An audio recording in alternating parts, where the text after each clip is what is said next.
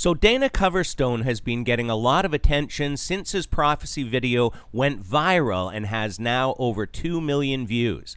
I was asked to do a video on this, so here it is. Let's start with some scripture. We are told in 1 Thessalonians that we are not to despise prophecies, but to test them.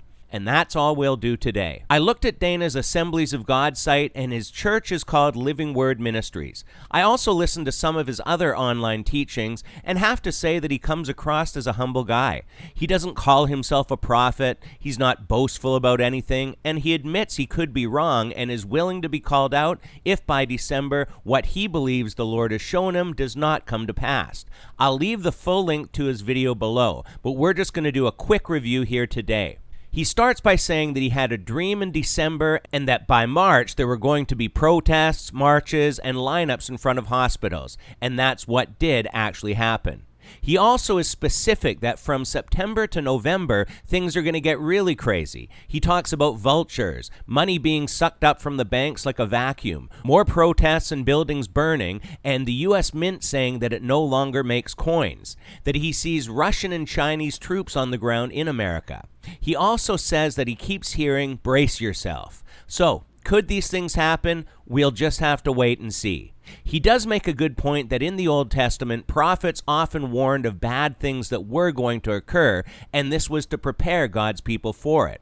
Unlike most of the so-called prophets today we see on Sid Roth that are always saying that this year is going to be your breakthrough year for something or other.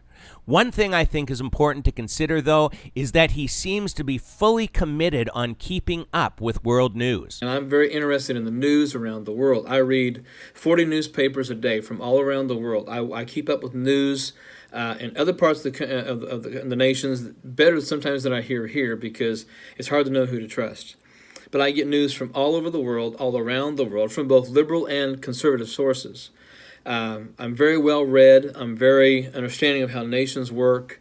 I've traveled quite a bit, and I'm not just making these things up. I can confirm what I have said. He also says that one night he woke up not feeling well. So that was Monday night. It was also a night that I woke up not feeling very well at all. I was up during the night, not feeling well. But anyway. We know that an upset stomach can cause some funky dreams, and that if we are focused on a topic for hours and hours every day, that it can also flow into our dreams. So could these dreams be a result of spending too much time on these world events? Absolutely. Could they be from God? Also a possibility, and only time will tell. It would seem that everybody and their dog has been doing interviews with him, even people like Jim Bakker and Cindy Jacobs. And if you do a search now, you'll see that he seems to be having more and more recent prophecies. Now, to be fair, I haven't watched all these recent posts, and he could be just restating the previous prophecies. But overall, he does seem like a humble guy, and he's not trying to sell a book or anything, so at least that's good. Could God be speaking to this man? Once again, only time will tell. As always, leave your thoughts and comments below, and until next time, take care and God bless.